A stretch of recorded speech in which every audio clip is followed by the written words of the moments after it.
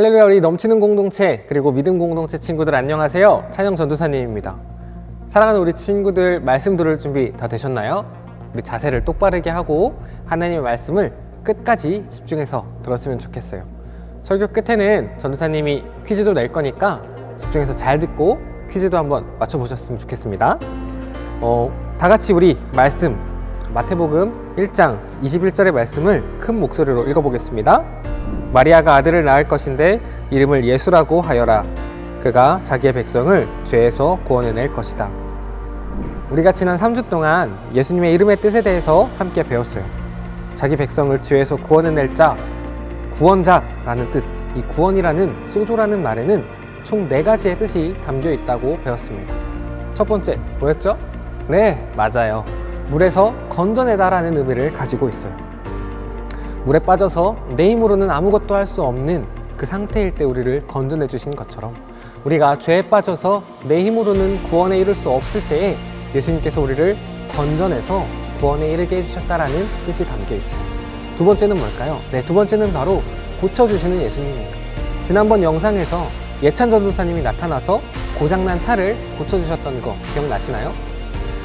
이처럼 예수님은 우리 삶 가운데 찾아오셔서 우리의 마음, 우리의 생각, 우리의 육신의 고장난 부분을 고쳐주시고 하나님이 창조해주신 그 모습 그대로 회복하게끔 도와주시는 분이세요.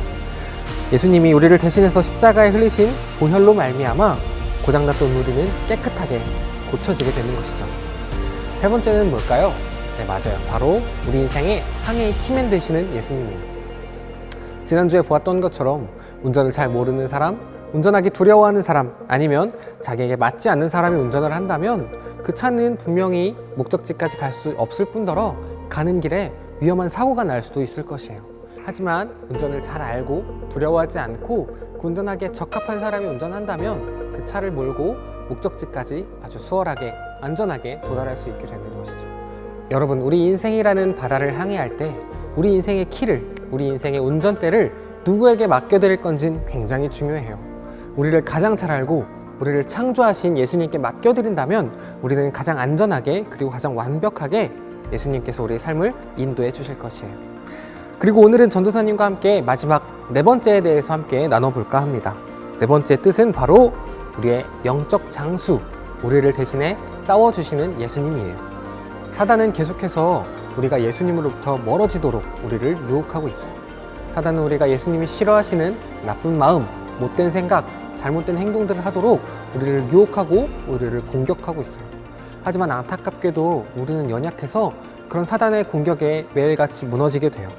그러려고 했던 게 아닌데 부모님 말씀에 짜증을 내고, 그러려고 했던 게 아닌데 언니, 오빠, 형, 누나와 싸우게 되고 우리는 계속해서 사단의 유혹에 넘어가고 사단의 공격에 넘어지게 돼요. 우리가 이런 못된 사단과의 싸움에서 이길 수 있는 방법은 단 한 가지예요. 그것은 바로 우리가 직접 사단과 싸우는 것이 아니라 우리의 영적 장수이신, 우리를 위해 대신 싸워주시는 예수님께 기도하고 예수님께 의지하는 것이에요.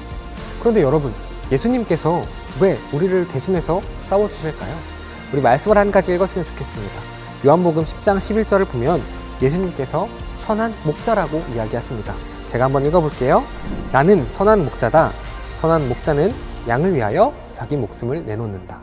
나쁜 목자, 가짜 목자는 위험한 순간이 찾아오면 자신이 기르던 양은 버려버리고 멀리 도망갈 거예요.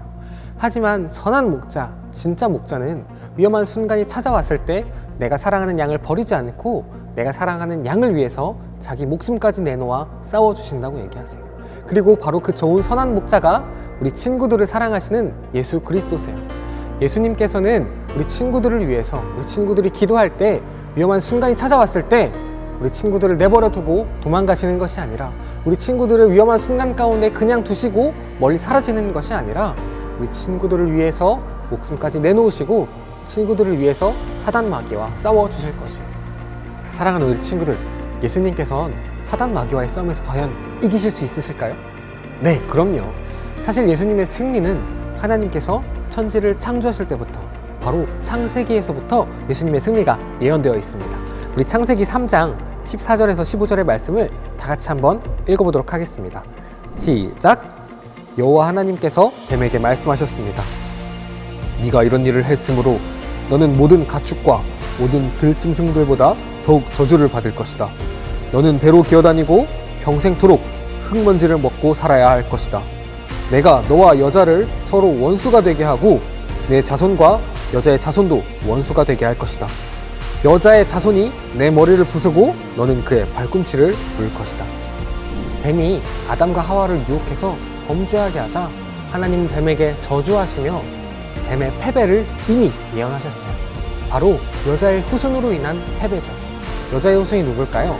바로 우리들이기도 하지만 동정녀 마리아의 아들이신 바로 예수님이 여자의 후손입니다.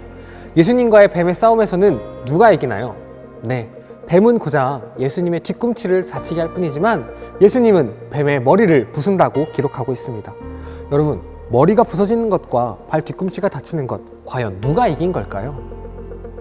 사단이 제 아무리 강하다고 한들 결국 예수님의 뒤꿈치를 살짝 다치게 하는 정도밖에 되지 않는다고 기록하고 있는 것이죠. 뱀은 하나님의 백성들이 하나님을 떠나서 죄악된 삶을 살아가게 하는 것이 곧 승리였어요. 이 뱀의 승리가 눈앞에 다가왔을 때쯤 하나님께서 역전의 한판승을 거두어내십니다. 예수님께서 우리 모두를 위해 십자가에서 죽으심으로 말미암아 예수님을 믿는 모든 사람들이 구원을 얻게 되는 것이죠.